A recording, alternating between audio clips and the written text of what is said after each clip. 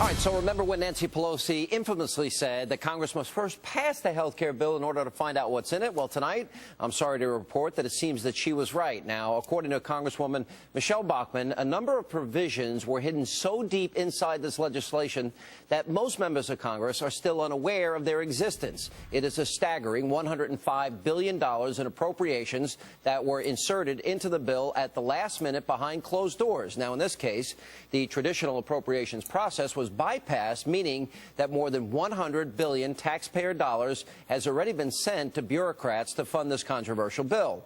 Now, by engaging in this deceitful process, Democrats like Nancy Pelosi ensured that regardless of the outcome of last November's elections, that the hands of Congress would be tied and ObamaCare would be funded no matter what.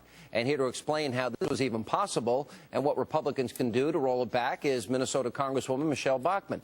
You know, when I first heard this, I said, well, I couldn't even believe the story. It's so unbelievable because Republicans have been saying, all right, if we don't get the president to sign on board in the Senate, we're going to defund it. Right. So now you found out through the Congressional Research Service. Congressional Research Service. There was a report that was issued 2 weeks before the election. No one was really reading Congressional Research reports. And then there's another report issued in February that detailed the $105 billion. And this is an enormous sum of money. Right, so $5,464 million.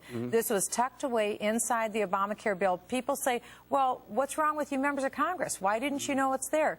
It's because we didn't get the bill until literally a couple of hours before we were supposed to vote on it, and it's 2,900 pages long. What they did is they took the bill, this amount of money, split it up and put it in different sections of the bill. Nobody knew until February when it came out.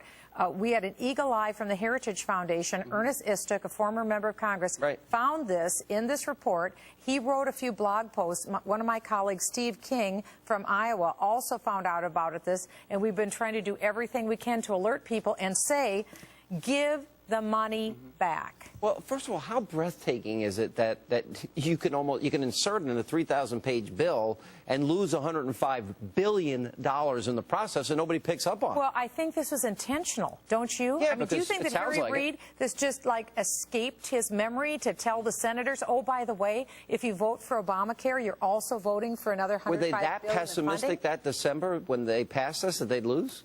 Well, I think they knew. I think this was intentional. I think that's why I say Obama, Reid, and Pelosi, they owe us an apology and an explanation, but they need to give the money back. This is the good news. The bad news is Obamacare is pre-funded for the next 8 years. The implementation. We thought if we can't repeal it, at least could defund it. Yeah, at least we could defund it. You're telling now we people can't now defund that it. you cannot defund it. No, it's done. So it's done. There's no way to remedy this? Yes, there is. That's the good news. Okay, now the good news is we've got this 2-week continuing resolution. Government runs out of money on March 18th. This is what we propose. We've written language to add on to the next continuing resolution that says, Obama, Pelosi, Reid, you give this money back. You didn't tell the American people. You didn't tell the Senate. You didn't tell the House.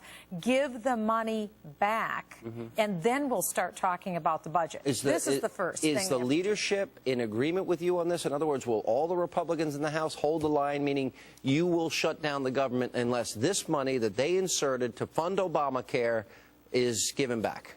Well, that's what we're going to talk about this week when we go back to Washington, D.C. I just want to encourage your listeners. You can go to either my website, Michelle Bachmann, or my Facebook site. We're going to have regular updates, so go there for regular updates. Have you spoken to the leadership about it? I have spoken to the leadership, and we're going to have a meeting tomorrow at 5:30 at the Capitol to explain. A lot of members don't even know about this yet, this outrage. Now, so also you found out that Kathleen Sebelius has, what, a $16 billion slush fund? Oh, this is incredible. Section 402 of the bill.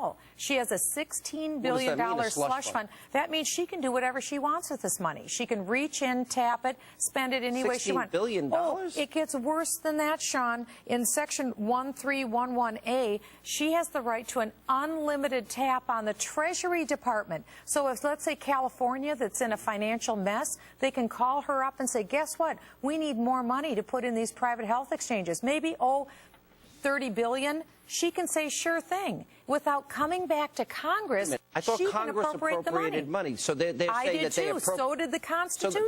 But where do they get the idea that they can appropriate unlimited amounts of money? That's unconstitutional. They gave themselves that authority. In my mind, that's unconstitutional. I just can't believe nobody picked up on this. Oh, it's unbelievable. Well, why do you think Speaker Pelosi wouldn't let us read the bill? Why do you think Harry Reid wouldn't give the senators the bill until just hours ahead of time? Remember, not one Republican voted for Obamacare in the Senate or House. Right. Only Democrats did. We're running out of time, and I've got to ask you a political question because you are considering a run for the presidency. Well, I haven't made a decision if I will, and I haven't made a decision if I won't. All right, but that means you are considering it. I'm not trying to press you, but if you're not saying yes or no, that means you're thinking about it.